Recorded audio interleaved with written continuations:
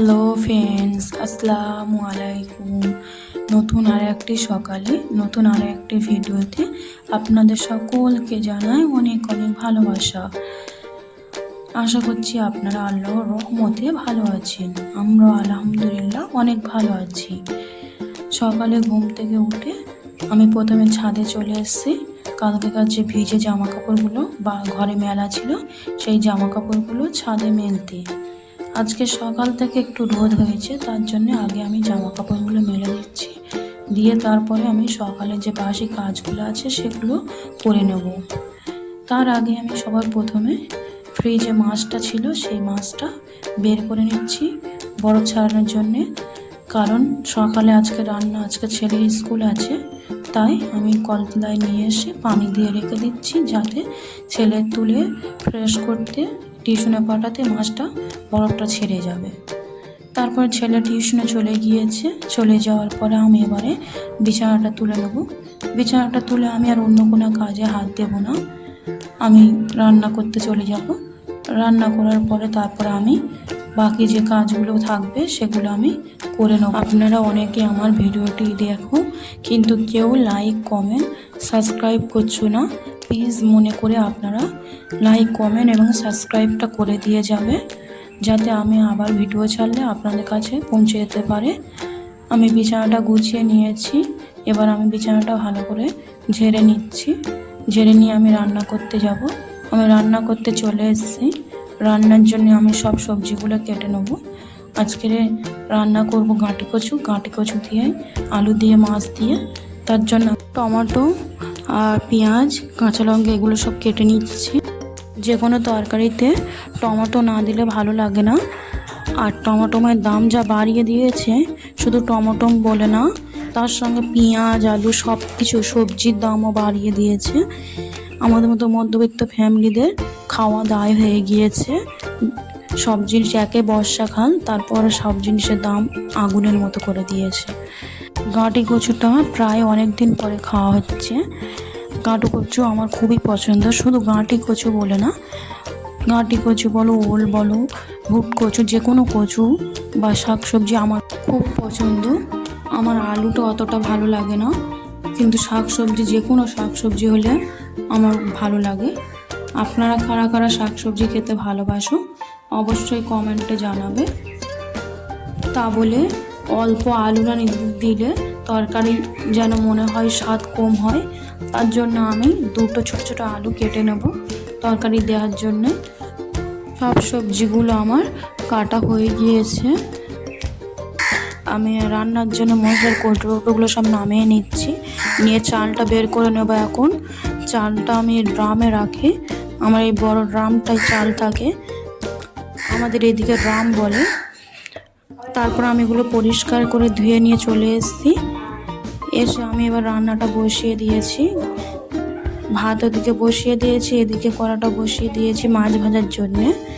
মাছটা আমি নুন হলুদ দিয়ে ভালো করে মাখিয়ে নিচ্ছি, নিয়ে আমি মাছগুলো সব ভেজে নেব।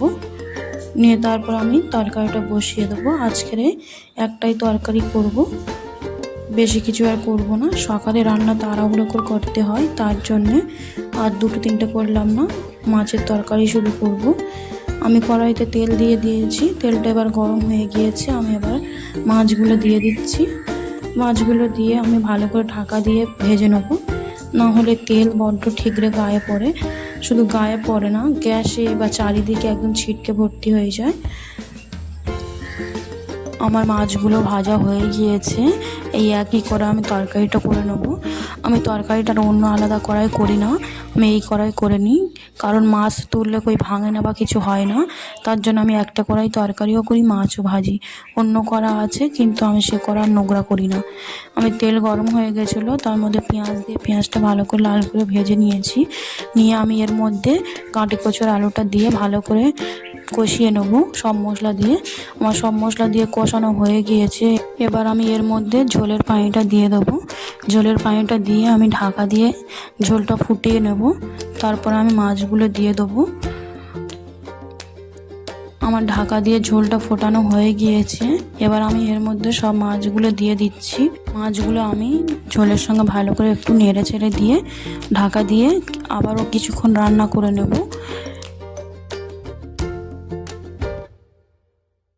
আমি রান্না করে নিয়েছি, নিয়ে ছেলেকে স্কুলের জন্যে গোসল করিয়ে খাইয়ে দিয়েছি।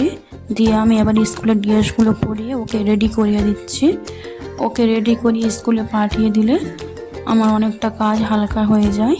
তারপর আমি আবার ধীরে সুস্থে বাড়ির কাজগুলো করতে পারবো। ছেলের স্কুল আজ আর কালকে বসে আবার দুর্গা পুজোর জন্য অনেক দিন ছুটি দেবে, অনেক দিন ও বাড়িতে থাকবে। আর বাড়িতে থাকলেও খুবই দুষ্টামি করে। আমি ওর টিফিনটাও দিয়ে দিলাম। টিফিনে আজকে দিয়েছি বিস্কুট, আজকে ফল ফুরিয়ে গেছে তার জন্য বিস্কুটটা দিয়ে দিয়েছি। ছেলে স্কুলের জন্য একদম রেডি, এখন স্কুলে চলে যাচ্ছে ওর পাপার সঙ্গে। আমি এরপরে চলে এসেছি রান্নাঘরে। রান্নাঘরটা আমি প্রথমে গ্যাসটা পরিষ্কার করে নিচ্ছি। আজকের আর মশলার সব কৌটোগুলো আজকের আর মুছবো না, সবে 2 দিন হয়েছে আমি মশলার কৌটোগুলো সব পরিষ্কার করেছি, আজকের আর পরিষ্কার করলাম না। আমি গ্যাসটা মুছে ঘরটা ঝাড় দিয়ে নিয়েছি, নিয়ে এবার আমি ঘরটা মুছে নিচ্ছি। ঘরটা মুছে নিয়ে তারপর আমি বড় ঘরটাও ঝাড় দিয়ে নেবো, বারান্দাও ঝাড় দিয়ে নেবো। নিয়ে তারপর আবার কলতলার কাজগুলো করব। কলতলার যে রান্না করার থালা বাসন সেগুলো সব জমে আছে, বা আমি গোসল করব, কটা জামা কাপড় আছে সেগুলো কাচবো। আমি এই ঘরটা ঝাড় দিতে চলে এসেছি। ঝাড় দিতে এসে আমি সবার প্রথমে শোকেসটা মুছে নিই। প্রতিদিন আমি শোকেসটা মুছে নিই। আমার ঘরে যে কটা জিনিস আছে সেই জিনিসগুলো আমি সবসময় চেষ্টা করি পরিষ্কার রাখার জন্যে। অনেকের বাড়িতে হয়তো অনেক কিছু আছে, কিন্তু আমার যেটুকু আছে আলহামদুলিল্লাহ এই অনেক আছে। আমার মতো হয়তো এই জিনিসটুকু অনেকের নেই, অনেকে এর থেকে আরও কত অসুবিধার মধ্যে আছে। তাই আমি সবসময় আল্লাহ পাকের কাছে শুকরিয়া আদায় করি। আপনাদের সঙ্গে কথা বলতে বলতে আমার শোকেসটা মোছা হয়ে গিয়েছে। এবার আমি ঘরটা ঝাড় দিয়ে নিচ্ছি। ঘরটা ঝাড় দিয়ে আমি বারান্দাটাও ঝাড় দিয়ে নেব। বারান্দা ঝাড় দেওয়ার ভিডিওটা আপনাদের আর করব না, কারণ অলরেডি অনেক ভিডিওটা বড় হয়ে যাচ্ছে। আমি এবার কলতলায় চলে এসেছি থালা বাসনগুলো মাজতে। আমি থালা বাসনগুলো মেজে একেবারে জামা প্যান্টগুলো সব কেচে নেব। আপনারা পুরো ভিডিওটা দেখতে থাকবে, না টেনে শেষ পর্যন্ত দেখার অনুরোধ রইল।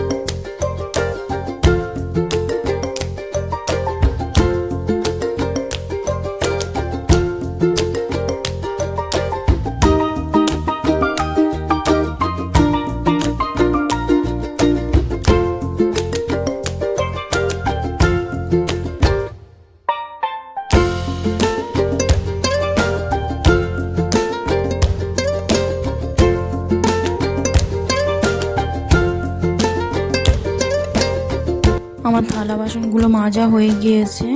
এবার আমি জামা কাপড়গুলো কেচে ধুয়ে নিচ্ছি। আমার গোসল করে জামা কাপড়গুলো ছাদে মেলে দিয়ে চলে এসেছে। আমরা এখন দুপুরে ভাত খাবো। আজকে রান্না করেছি ভাত, আর এই যে গাঁটি কুচি তরকারিটা আপনারা দেখেছেন, তরকারিটা আজকে করেছি কটা মাছ ভাজা। আমাদের দুপুরবেলা খাওয়া দাওয়া করে নিয়েছি। করে ঘুমোতে যাওয়ার আগে দেখছি যে আকাশ পুরো অন্ধকার করে এসছে, তার জন্যে ছাদে যে জামা কাপড়গুলো মেলা ছিল সেই জামা কাপড়গুলো তুলে নিয়ে এসেছি। জামা কাপড়গুলো হালকা একটু ভিজে আছে, তাই ঘরে আমি এখন মেলে দিচ্ছি। ঘরে পাকা চললে শুকিয়ে যাবে, আর যদিও না শুকোয় কালকে রেপে সকালে ছাদে মেলে দেবো। আমরা প্রতিদিন দুপুরবেলা খেয়ে একটুখানি হলেও ঘুমাই। ঘুমিয়ে এমন প্র্যাকটিস হয়ে গেছে, না ঘুমালে কীরকম মন মেজাজটা ভালো থাকে না। তাই আমাদের যত কাজ থাক আমরা বিকালে একটু করে ঘুমিয়ে নিই। আজকের ভিডিওটা আমি এখানে শেষ করব। আগামীকাল নতুন একটা ভিডিওর সঙ্গে দেখা হবে।